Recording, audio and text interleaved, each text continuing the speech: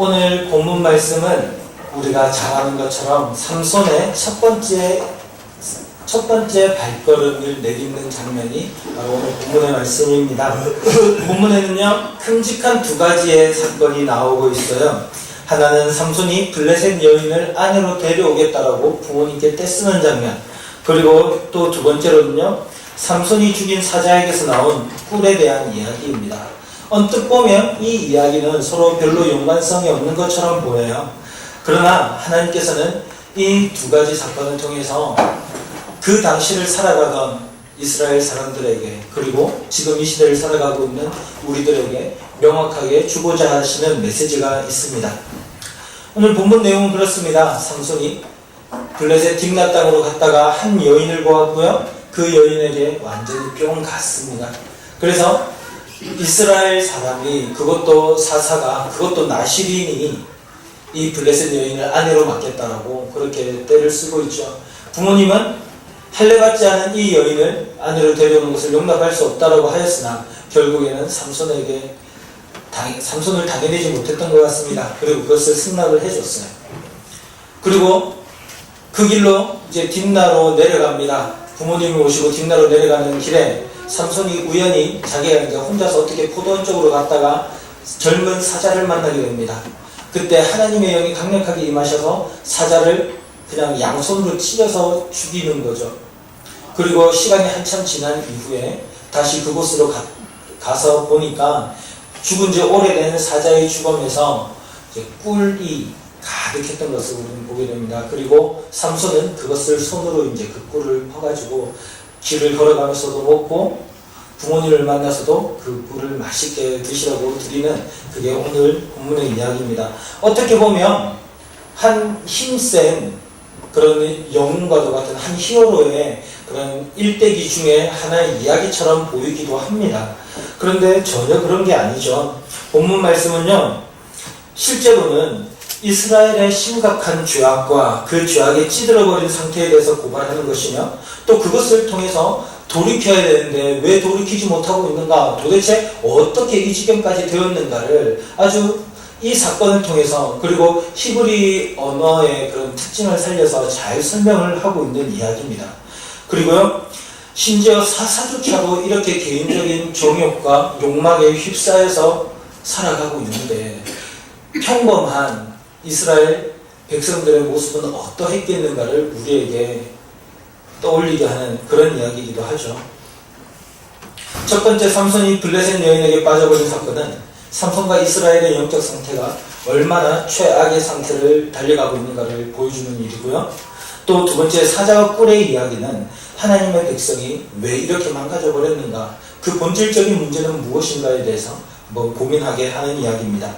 오늘 이러한 상황 속에서 하나님께서 개입하셔서 끝내 구원의 역사를 이루어 가시지만, 지금 중요한 것은 그런 구원의 역사가 이루어져 간다보다 이 삼손의 이야기에서 강조하고 있는 것은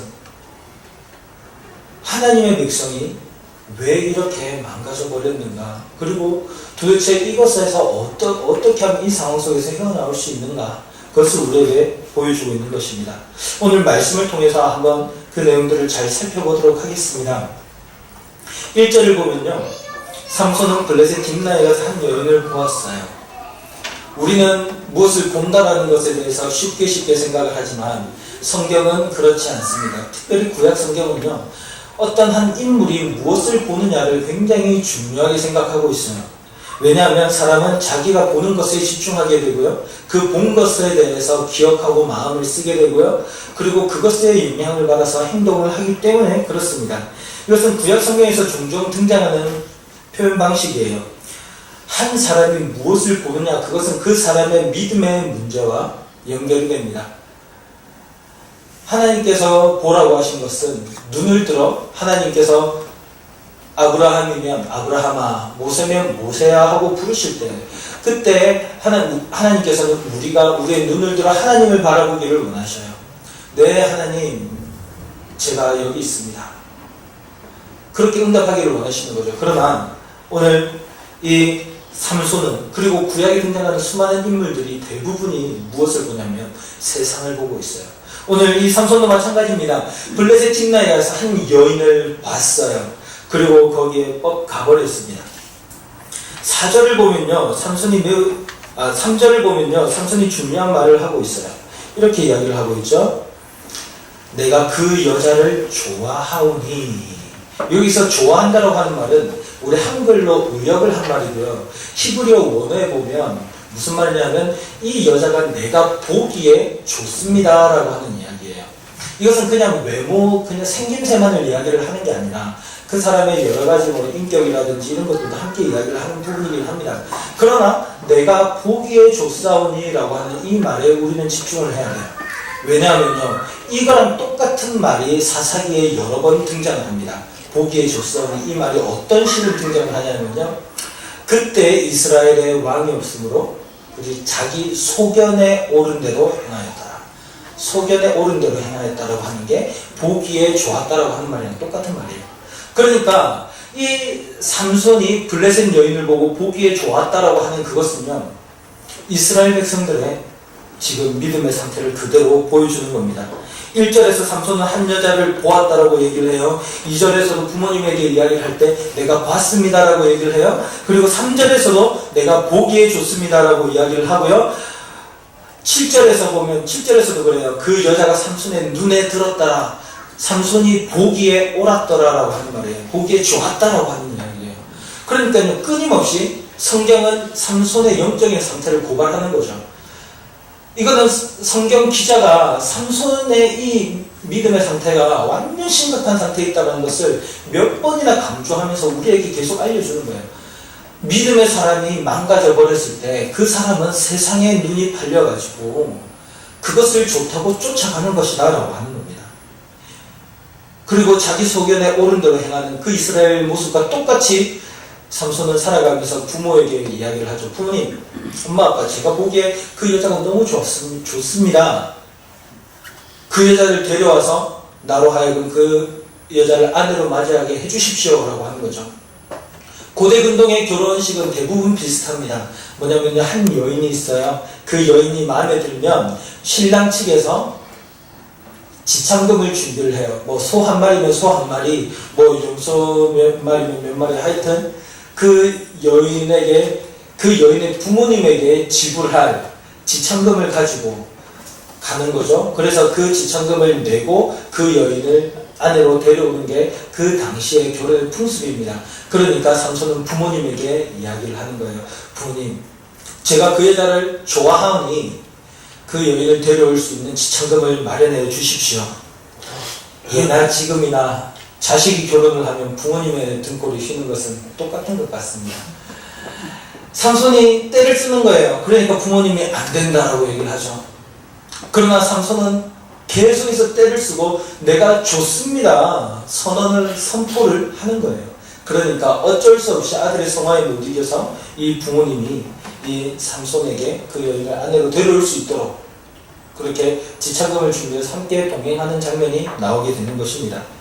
그런데요, 이 사사기의 기자는 계속해서 특별히 히브리어의 문화적인 표현으로 이 삼손의 상태가 얼마나 더 심각한지를 계속해서 보여주고 있는데요. 제가 좀 이런 표현들을 오늘 좀 쓰더라도 용서해 주십시오. 어쩔 수 없습니다. 본문의 내용에 대해서 좀 잘 알려면 이런 것들을 조금 알아야 될 필요가 있어요. 2절에서 보면 삼손이 이렇게 부모님에게 이야기를 해요.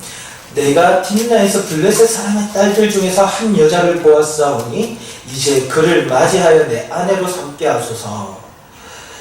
여자라고 하는 말과요, 아내라고 하는 말은 히브리어로 똑같은 단어입니다. 뭐냐면 이샤라고 하는 단어예요. 여자, 이샤 혹은 아내라고도 부르는 말입니다.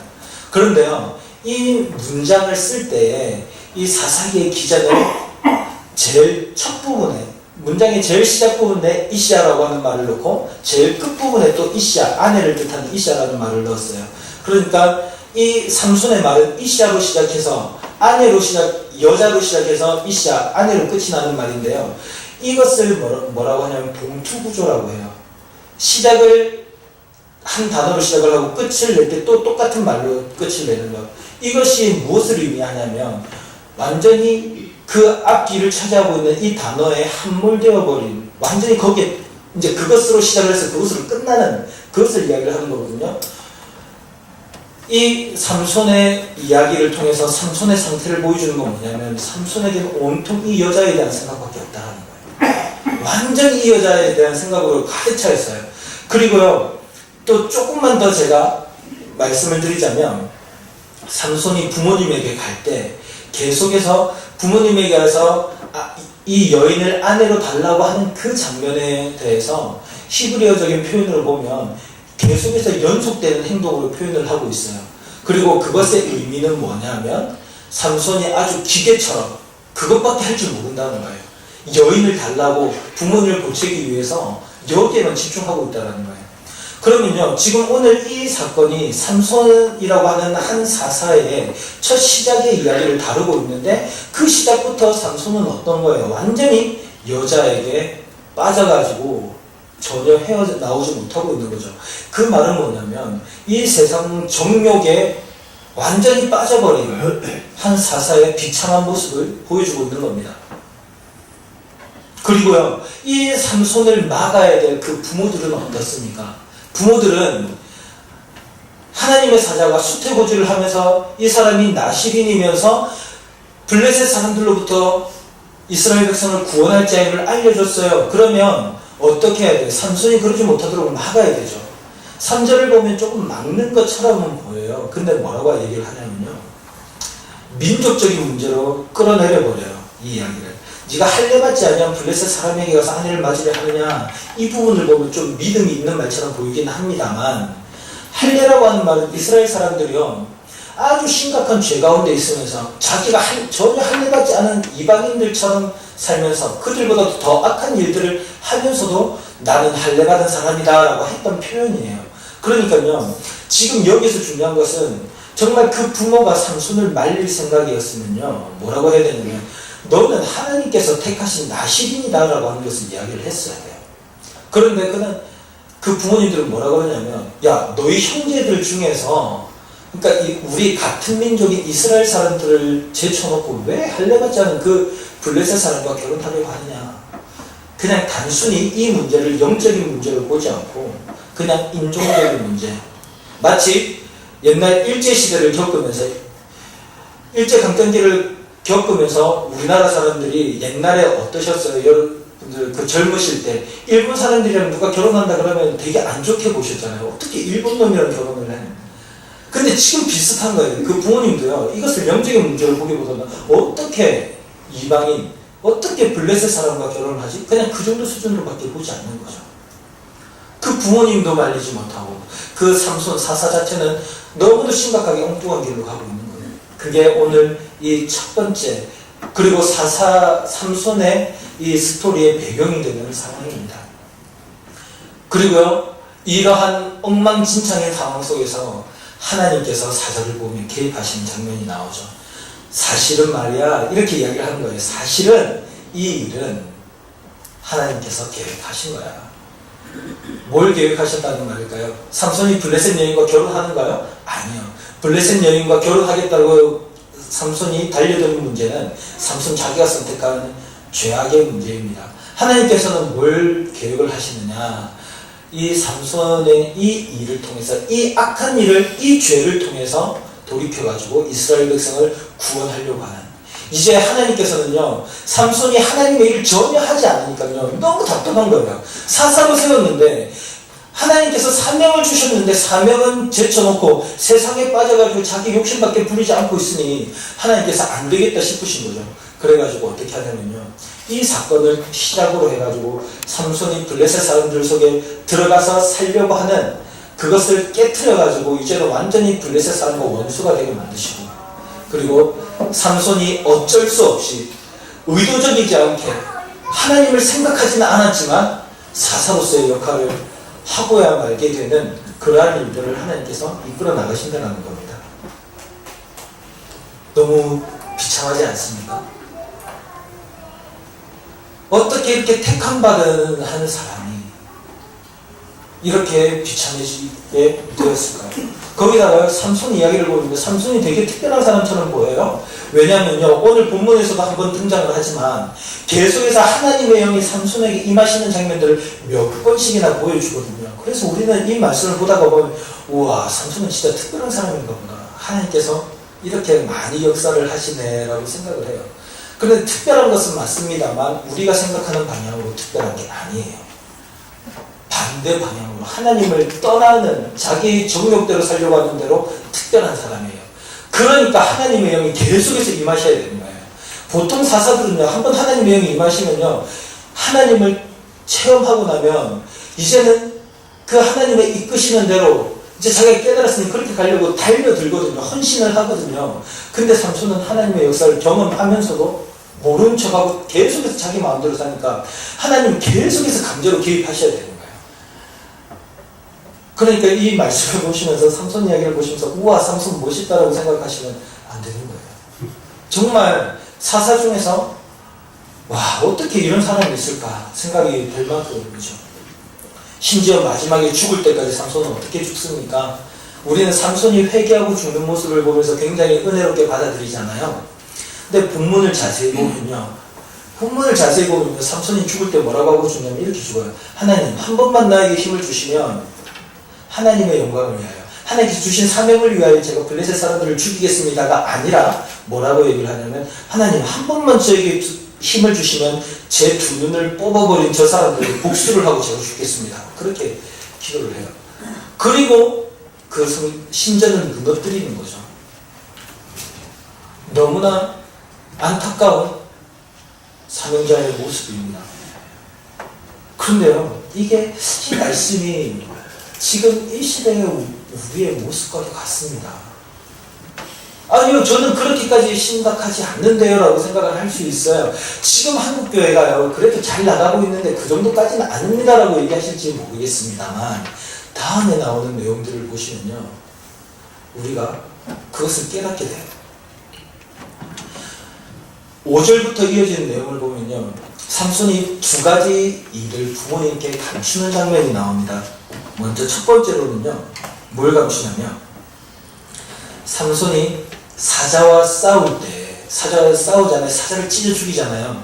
그때 6절을 보면요, 여호와의 영이 삼손에게 강하게 임하시니, 하나님의 영이 임하시는데 그것도 강하게 임하셔요.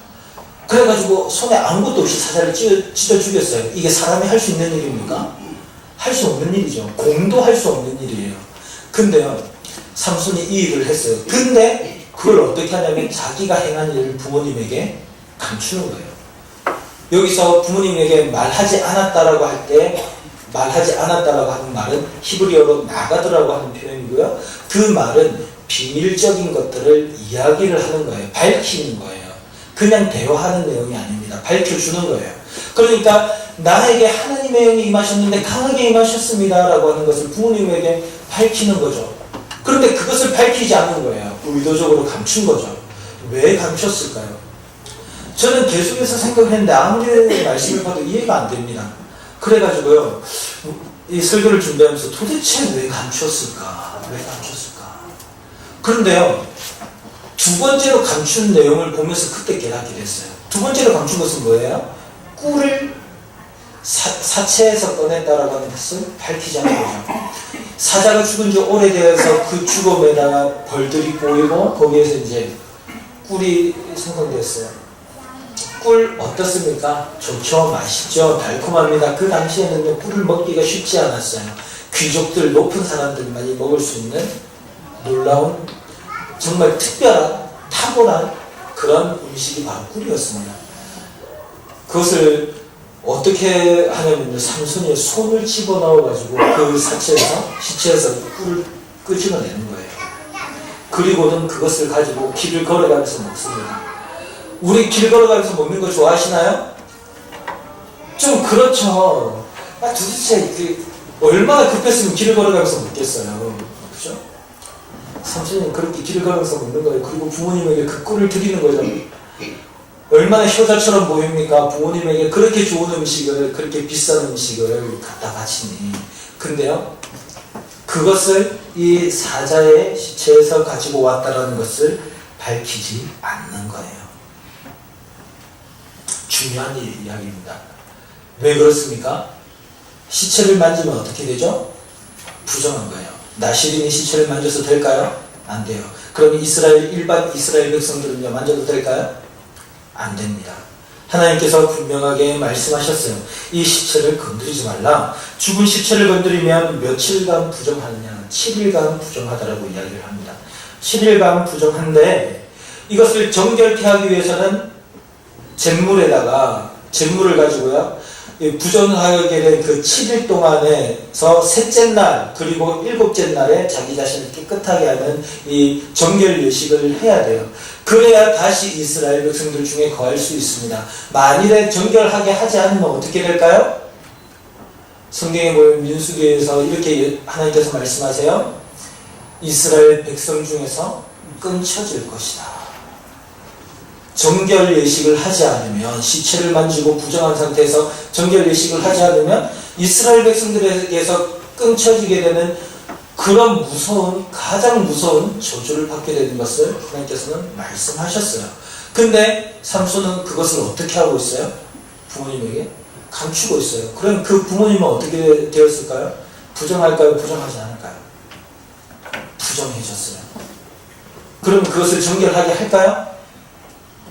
도대체 무슨 일이 일어나고 있는 겁니까? 이 사건을 보면 도대체 어떤 일이 일어나는 거예요? 근데 여기에서 삼손이 그것을 부모님에게 말하지 않았더라라고 하는 그 표현도 어떤 단어를 쓰고 있냐면 나가더라고 하는 단어를 쓰고 있어요.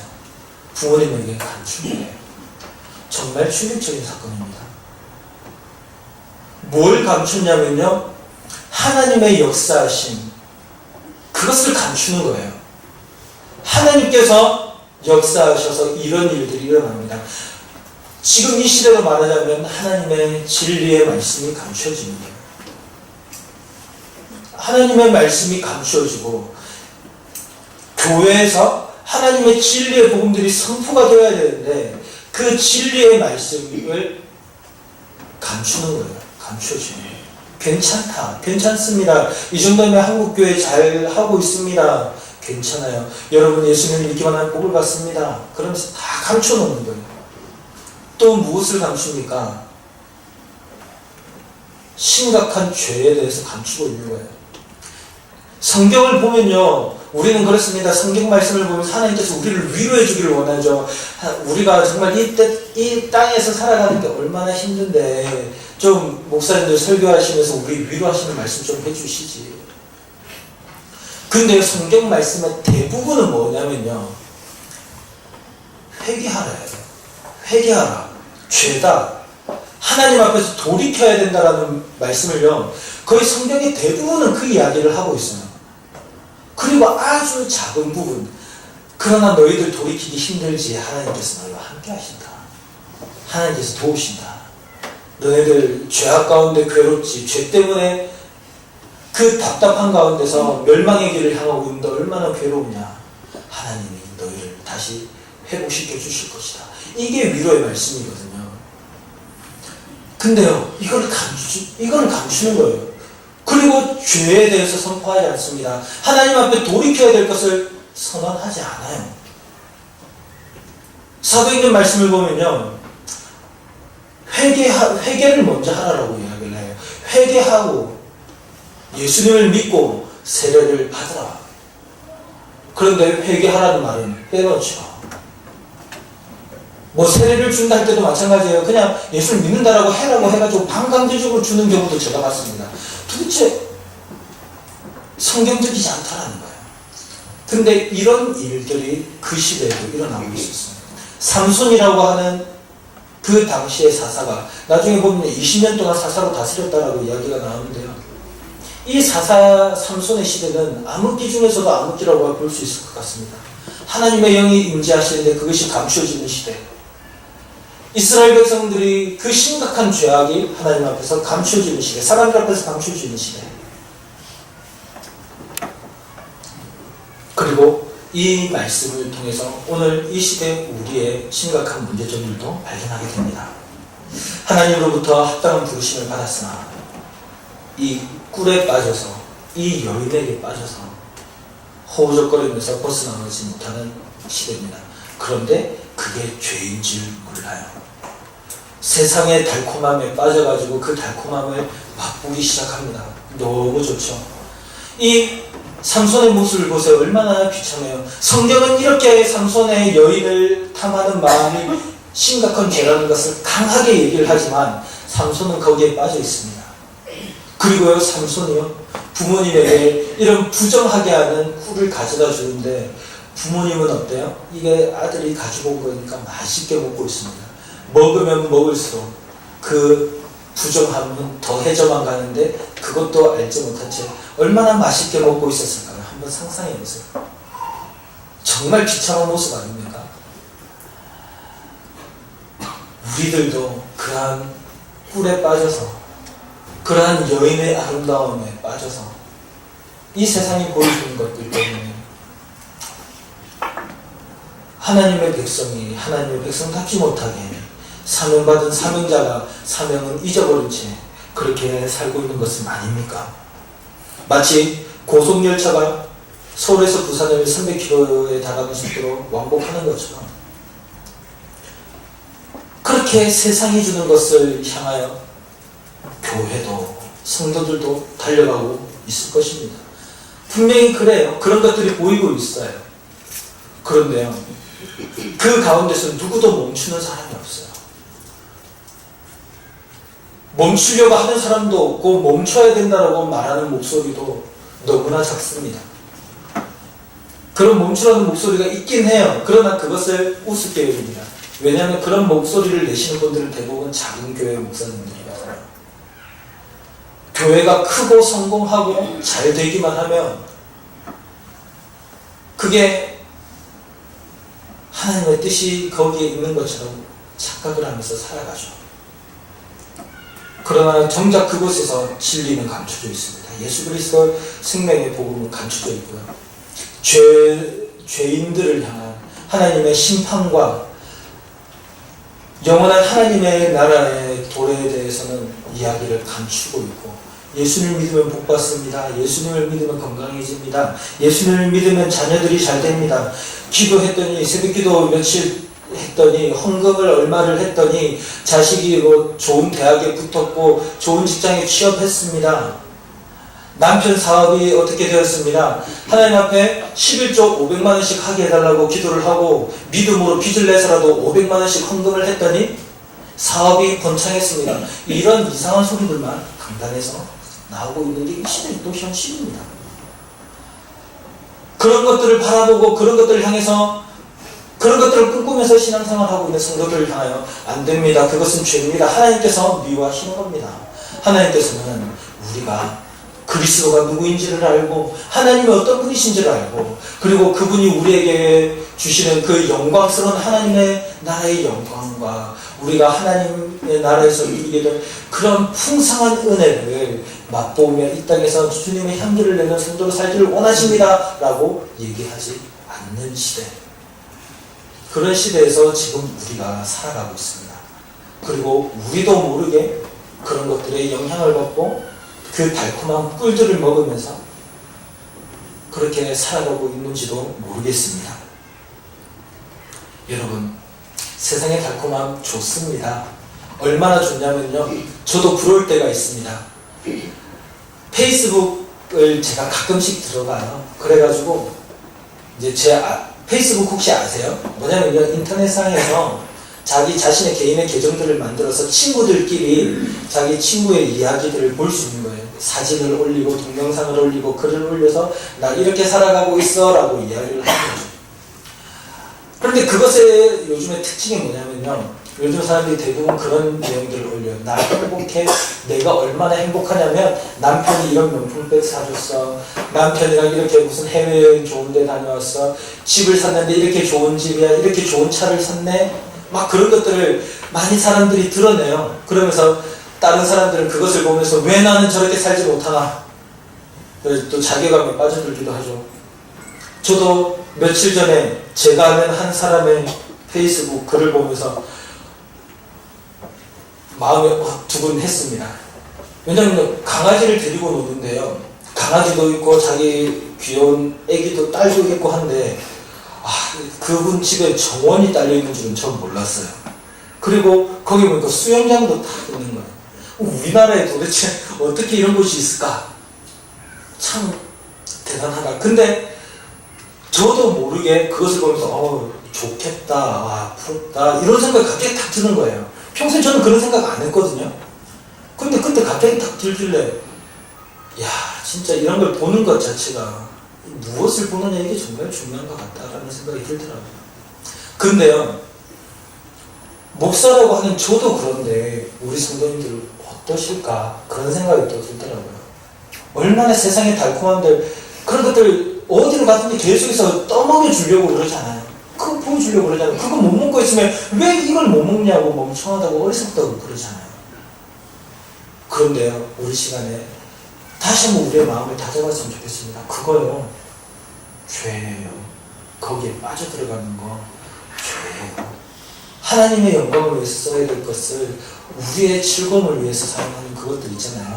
그거 죄더라고요. 성경을 보니까. 그리고요 이스라엘 백성들이 거기에 빠져 있더라고요. 왜 이스라엘 백성들이 이렇게까지 됐냐면요 거기에 빠져 있었어요. 그리고요 그것에 대해서 죄라고 알려주지도 않고요 사명을 받은 사람들이요 하나님의 말씀을 선포해 주지도 않기 때문에 그래서 그렇더라고요. 오늘 우리 이 말씀을 생각하시면서요 하나님 우리가 주 앞에서 돌이키기로 합니다. 하나님 우리가 잘못했습니다.